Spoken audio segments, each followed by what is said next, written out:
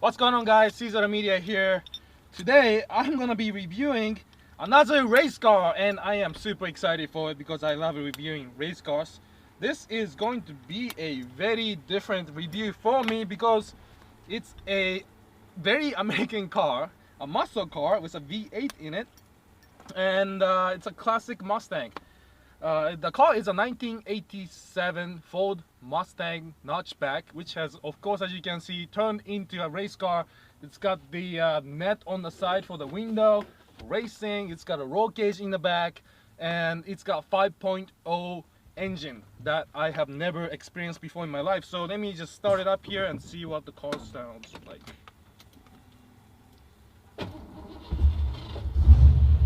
Oh yeah, listen to that engine. That sounds muscle.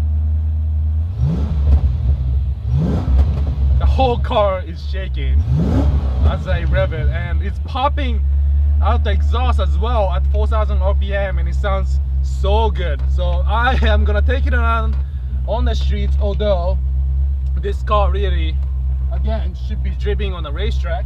I can hardly see at the back of this thing.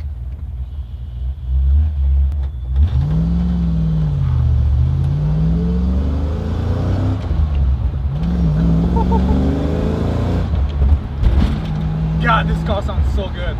So let's talk about specs of this car real quick. Of course, it's got the 5.0 V8 engine, as you can hear already. It sounds amazing, sounds like a classic muscle car, and gives it that angry sound, really. Just listen to that. And it pops as well. It's got Flowmaster exhaust, and I think the BBK headers. So it's basically straight pipe with a resonator in the middle, which gives it not too obnoxious, but nice, subtle, gentleman muscle car sound that I like. Unlike many muscle cars from this era that was built for 0 to 60 time and hitting that drag strip as fast as possible, this car is actually made for road racing and autocrossing.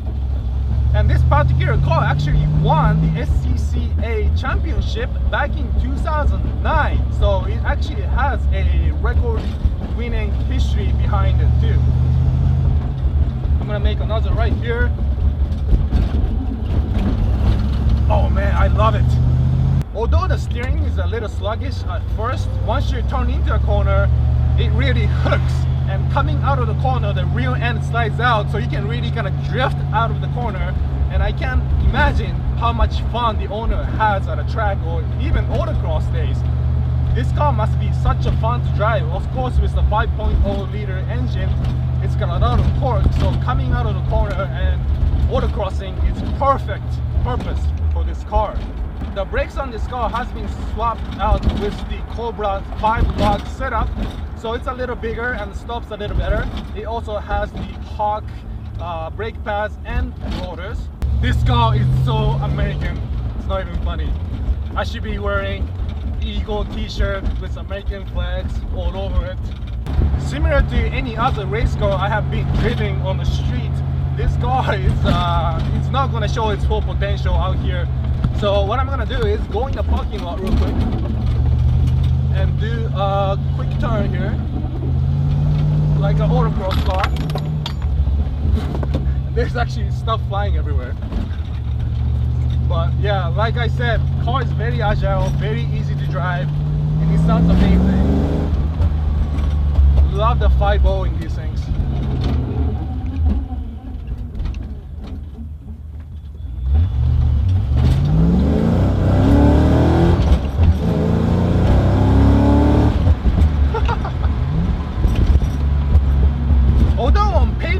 These 5.0 liter engines are not even making 300 horsepower. It sure does make you feel like it's making about 350 horsepower at the wheels.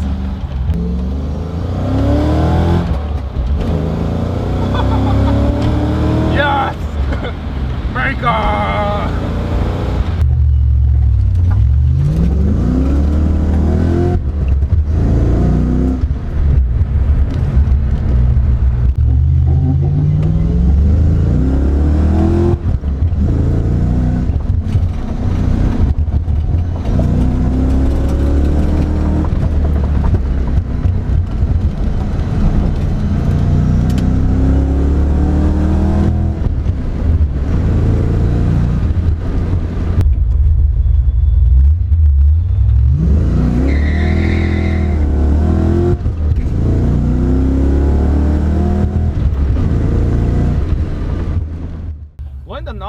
first came out in the 70s, a lot of people didn't like the look of it because it didn't look like any other Mustang that was ever produced, and still to this day some people hate the notchback look, but I personally like it. It's different from anything else out there, and the fact that these cars only weigh about 3,000 pounds makes it such an attractive car for track car.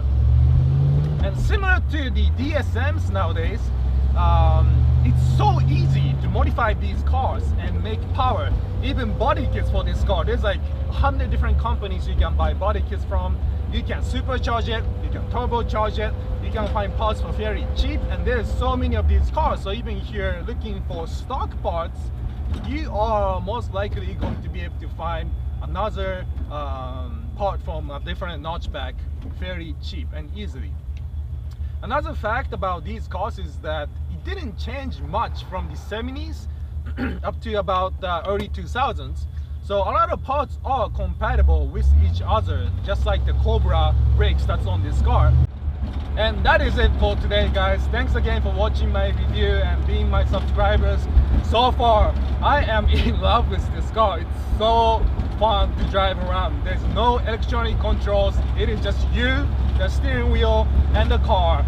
5.0 liter V8 engine gives the awesome classic push rod sound out the exhaust, and this thing is such a blast to drive, and it really doesn't feel like a car that's making less than 300 horsepower at the wheel. It's such a driver's car, such a fun car, and I'm glad the owner built the car the way it is.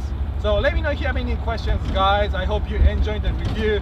If you have any other cars that you want me to review in my future videos, please do let me know, and I will look for those cars to review for you guys. So thanks again, guys. Peace out, drive safe, and I'll see you in my next vlog or the car review series. See ya. Alright guys, just like any other car I review, this car has also broken down. I parked it, I was doing some videos, and all of a sudden now it does not start again. So I will crank it.